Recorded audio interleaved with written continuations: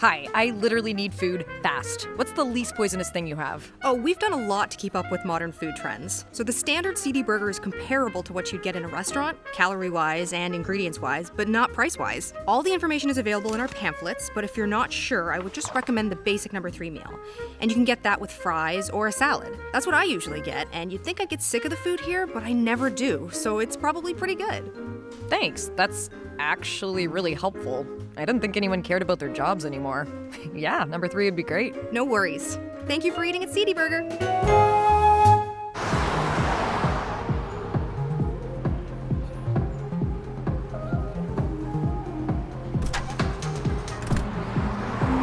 You know what I think about a lot? Okay, and now I'm gonna talk really fast so you can't yell out. Sex? Okay, fine, yes. But also, I think about Star Trek a lot.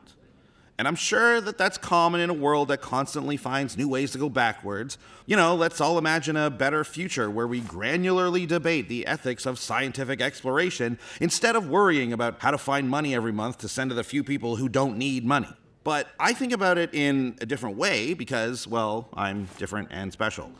I think there's actually one super negative thing about Star Trek. And no, I don't mean that one episode of Voyager where they all turn into lizards. Okay, I've come to realize that was a completely fine story, until the end where they had to reset the universe for next week, which is not a thing in real life. In real life, you are just a lizard forever. What I mean is, okay, and think about this. What's one really good thing you notice is weirdly absent in Star Trek, compared to how things are now? Here's a hint. I'm literally doing it right now. See, intellectually, I know nothing has ever looked like this, and yet I would never say a painting was photoshopped. Oh my god, I know. Like, what's the difference? I've always thought they should have to put an actual photo of the person or the landscape beside the painting just for transparency. Just to show that everything has always basically been visual metaphors. Do you think any artists ever, conceptualize their personal issues as a visible apparition and then actually painted it? Ooh, good question. No, it isn't. That must be a genre. Right? Most things you suspect must exist usually do. No, they don't. You're wrong. You're... Okay, never mind. Art! Art is missing from Star Trek. Escapism. Getting drunk and listening to an equally drunk guy talk about something that isn't the problems in your life. YouTube instead of working. Music instead of silence. Video games instead of the past and future. Star Trek doesn't have those things. Yeah, they have whimsical holodeck programs and occasionally somebody does a painting or something, but it's an afterthought. It's not the point of the spaceship.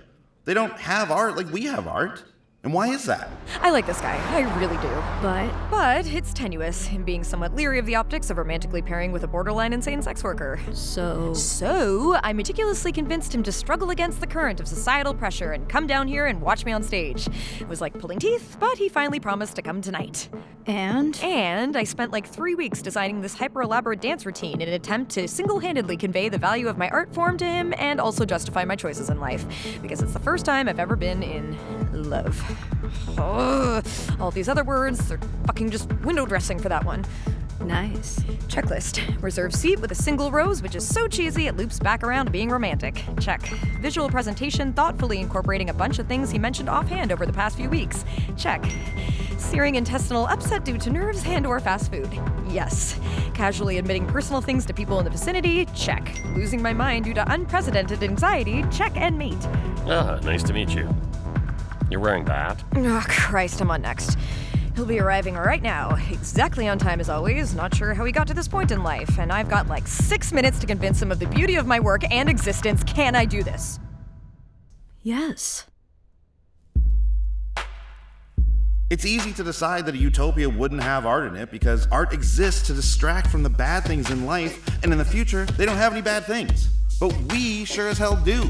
And since the time of caves, we've always made art. You're gonna die of old age when you're 32 or get trampled by a mastodon that you probably provoked anyway. So you can at least draw a nice picture that's still proving you existed like 60,000 years later. I have to believe that art is as huge a part of being alive as food and companionship. 2 garden burgers with sweet potato fries and 2 Coke Zeros. Thanks so much for eating at Sidi Burger. Man, this is actually way better than the garbage we serve at work. We literally just shape piles of salt into food with a big stencil. better service here, too. Better service, too, as opposed to me unconvincingly interacting with the customers. Oh, whatever. I had a crush on you forever because of you and how goddamn super nice you are. And I know your job is to get tips, but I can't help but take people at face value. Luckily, you actually did like me. That's because she doesn't know you. Okay, to be fair, I like everyone, but yeah, you're better looking than them at least.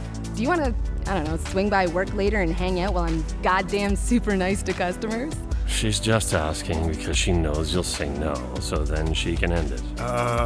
Hell yeah, I do. Well, he says that, but that's why ghosting is so unexpected, because they were lying to your face. Hey, I might be a ghost, but I just want to say, good for you. I always knew you could be attractive to someone and then date them, and it's great to see. Even if I'm technically not seeing it. And he never will. Because having problems, but fucking doing things anyway, is a huge part of being alive. Can you just strip that out and have a future without it? Don't people need to dance?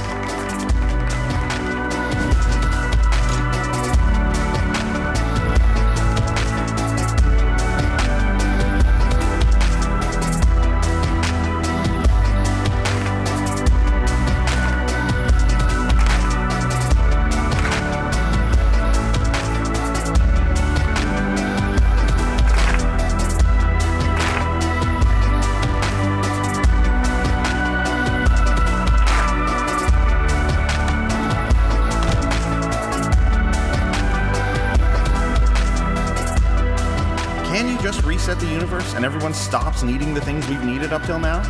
I doubt it.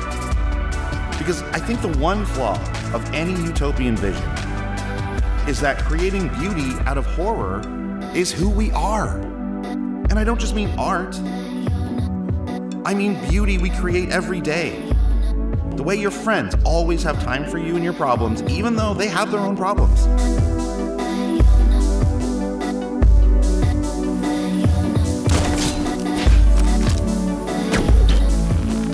The way people find each other despite their issues.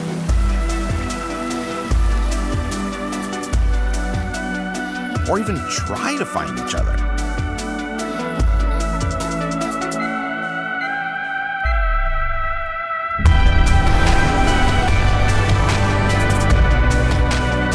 The way we do things despite our anxiety or the people we've lost that will never see what we found. The way you just sometimes have to fucking smile and perform in indirect proportion to what's going on inside. How scary it is the way we can hide it, but how that makes us the same. And then one day, we don't have to hide. That place you go to, that beauty you create. It's easy to say it's faking it but never making it, or grinning and bearing it. But it's more than that. It has to be. Because we deserve to feel good about how courageous we are despite everything that happens to us. Because think of a world if we couldn't create or find love or perform because it didn't reflect everything that we are.